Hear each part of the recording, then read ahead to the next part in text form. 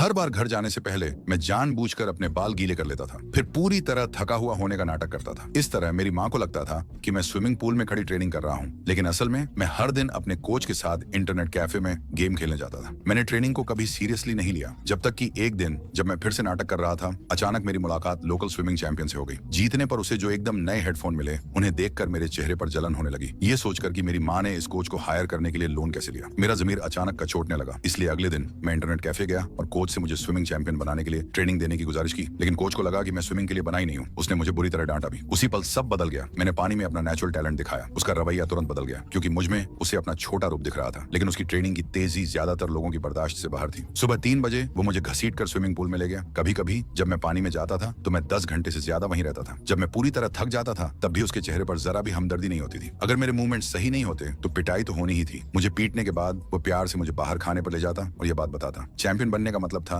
सहना सीखना। जब मैं घर आया तो मेरे छोटे भाई ने मेरी पीठ पर चोटें देखी और तुरंत हमारी माँ को बताया, लेकिन उनका रिएक्शन चौंकाने वाला था। देर रात वो चुपचाप मेरे कमरे में आई और मेरी पीठ पर चोट के निशान देखने लगी। उसे पक्का पता था कि कोच ने मुझे पीटा है, लेकिन ये सोचकर कि इससे स्विमिंग चैंपियनशिप मिल सकती है, उसने दूसरी तरफ देखने का फैसला किया। उस फैसले ने कोच को और भी बेरहम बना दिया। किसी भी फेल असेसमेंट का मतलब था एक और बुरी पिटाई। मैंने एक बार भी शिकायत नहीं की। अगले महीने तक मैं दिन में क्लास में सोता रहा और हर रात पूल में पिटता रहा। मेरी स्विमिंग स्किल्स आसमान छू गई, लेकिन मेरा दिल बहुत भारी हो गया। मैं डर के मारे पानी के नीचे छिप गया। बाहर आने से भी डरता था। मैंने कितनी भी मिन्नतें की, पिटाई बंद नहीं हुई। जल्द ही कंपटीशन का दिन आ गया। मेरी माँ स्टैंड में जोर जोर से झंडे लहरा रही थी। उनकी आवाज पूल में गूंज रही थी। मैंने अपनी पूरी ताकत लगाकर तैराकी की, लेकिन मैं फिर भी एक सेकंड धीमा था। फिर भी मैं दूसरे नंबर पर रहा। मेरी माँ बहुत खुश हुई। मेरे पिछले रिजल्ट की तुलना में ये पहले से ही बहुत बड़ा सुधार था। इसके बाद पूरा परिवार जश्न मनाने के लिए एक साथ बैठा। फिर मेरे छोटे भाई ने कुछ ऐसा कहा जिससे मेरे पापा का चेहरा तुरंत बदल गया। ये सुनकर मेरे पापा के चेहरे पर सीरियसनेस आ गई। तभी उन्हें एहसास हुआ कि उनके बेटे ने जो भी मेडल जीता है वो पिटाई से ही मिला है। उन्होंने तुरंत मुझे देखने के लिए कमरे में खींच लिया। भले ही मैंने खुद को ढकने की कोशिश की, फिर भी उन्होंने मेरी पीठ पर निशान देखे। मेरे पापा पूरी तरह से गुस्सा हो गए। मैंने जल्दी से माफी मांगी, कहा कि यह सब मेरी गलती थी। उन्हें समझ नहीं आ रहा था कि मैं इतना डरा हुआ क्यों था। फिर उन्होंने मेरी माँ से पूछा। उसका कड़ा रवैया देखकर उन्हें एहसास हुआ कि उसने यह सब होने दिया था। गुस्से में मेरे पापा कोच से भिड़ना चाहते थे, लेकिन मेरी मम्मी ने उन्हें बुरी तरह रोक दिया। भले ही मेरे पापा मुश्किल से अपना गुस्सा कंट्रोल कर पा रहे थे, फिर भी वह चुपके से उनकी पीठ पीछे स्विमिंग कोच को ढूंढने गए। उन्होंने कैश का एक मोटा बंडल निकाला और उससे रिक्वेस्ट की कि वह उनके बेटे को मारना बंद करे, नहीं तो वो सब कुछ बता देगा। कोच मान गया, लेकिन अगले दिन ट्रेनिंग में उसने मेरे साथ बिल्कुल वैसा ही बर्ताव किया जैसे मेरे पापा की बातों का कोई मतलब ही न हो। इस बार मेरे पापा मेरे पीछे खड़े थे। मैंने हार मानने से मना कर दिया। मेरे पास कपड़े बदलने का भी टाइम नहीं था। मैं सीधे स्विमिंग पूल से बाहर भागा।